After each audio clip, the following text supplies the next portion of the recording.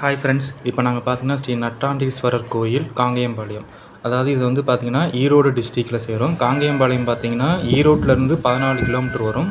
இதே கொடுமுடி பார்த்திங்கன்னா கொடுமுடியிலேருந்து 24 கிலோமீட்டர் வரும். இது வந்து ஆறுகளுக்கு சென்ட்ரலில் இருக்கும் இந்த கோயில். இந்த கோயிலோட சிறப்பம்சம் பார்த்திங்கன்னா அகத்தியர் வழிபட்ட கோயில்னு சொல்லுவாங்க.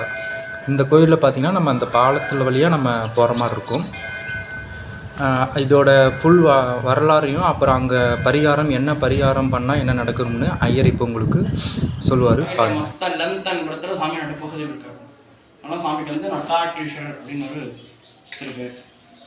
அகஸ்தியருக்கு வந்து இங்கே வந்து பிரம்ம தோஷம் ஏற்பட்டு அந்த தோஷ நிவர்த்திக்காக சாமியை மன்னல் லிங்கத்தை வச்சு அகஸ்தியர் பூஜிச்சனால அகஸ்தியரால் திருஷ்டமணி பூஜிக்கப்பட்டனால சுவாமிக்கு வந்து அகஸ்தீஸ்வரர் அப்படின்னு ஒரு ராமேஸ்வரத்துக்கு முற்பட்ட சிவாலயம்.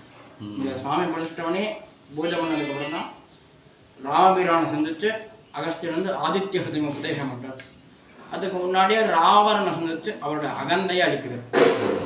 சுவாமி பிரதிஷ்டை பண்ணிட்டு அடுத்த காரியமாக ராவணனோட அகந்தையை அழிக்கிறார். ராமேஸ்வரத்துக்கு முற்பட்ட சிவன் அங்கே வந்து ராவணனை சம்ஹாரம் பண்ணனால ராமபிரானுக்கு பிரம்மஹத்தி தோஷம் ஏற்பட்டு அந்த தோஷ நிவர்த்திக்காக சீதா பிராட்டி மலர்லிங்கத்தை பிரதிஷ்டை பண்ணி பூஜிச்சனால அங்கே வந்து ராமநாத சாமி ராமர்னால் சாமி பூஜிக்கப்பட்டனால ராமநாத சாமி, அங்கே அகஸ்தியரால் சாமி பூஜிக்கப்பட்டனால அகஸ்தீஸ்வரர். இந்த கோயிலோட சிறப்பு வேலை வந்தால் இது மாதிரி நடக்கும் அப்படிங்கிற மன அமைதி கிடைக்கும் இந்த மாதிரி சொல்கிறாங்க. நம்ம கோயிலுக்கு சுவாமி அம்பாள் தரிசனம்னா பிரம்மஹத்தி தோஷம் நிவர்த்தியாகும்.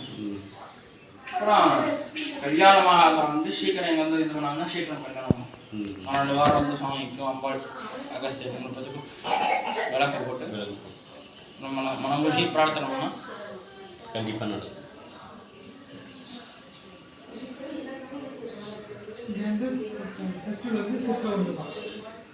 சித்திரை ஒன்று இங்கே விசேஷம். சித்திரை ஒன்று மட்டும்தாங்க, மற்ற எல்லா விசேஷமும் உண்டு. பெரிய விசேஷம்லாம் பார்த்துக்கிட்டோம்னா சித்திரை ஒன்று ஒரு நாள் மட்டும் ஒரு 2 லட்சத்துலேருந்து 4 லட்சம் பேர் அந்த சுவாமிக்கு வந்து காலையில் நிவேதம் கம்பு தான் கம்பு சாதம் தான் நிவேதம்.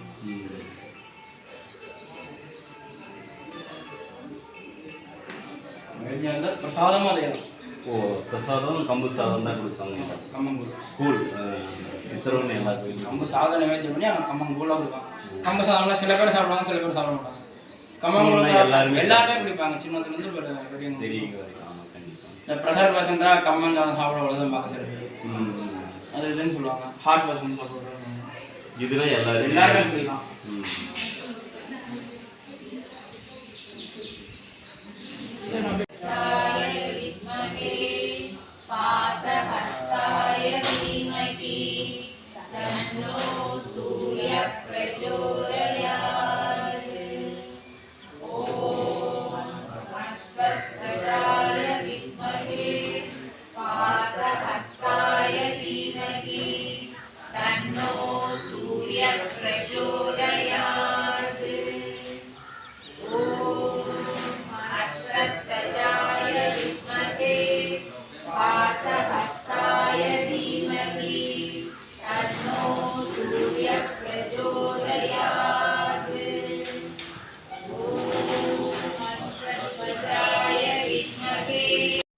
ஃப்ரெண்ட்ஸ், இப்போ பார்த்தீங்கன்னா ஐயர் சொன்னதை நீங்கள் கேட்டிருப்பீங்க, கோயிலோட வரலாறும் அப்புறம் பிரார்த்தனை. அப்புறம் பார்த்தீங்கன்னா இன்னொரு வீடியோவில் வந்து ஆலயத்தில் பிரார்த்தனை பண்ணிகிட்டு இருப்பாங்க, அதையும் நீங்கள் பார்த்துருப்பீங்க. இது வந்து பார்த்திங்கன்னா கோயில் பக்கத்தில் உள்ள படகு சவாரி. இந்த படகு சவாரி பார்த்திங்கன்னா கோயிலை ஃபுல்லாக சுற்றி வந்தாங்கன்னா ஒரு ஆளுக்கு 100 ரூபாயும், கோயிலுக்கு முன்னாடி சுற்றினாங்கன்னா ஒரு ஆளுக்கு 50 ரூபாவும் சார்ஜ் பண்ணுறாங்க.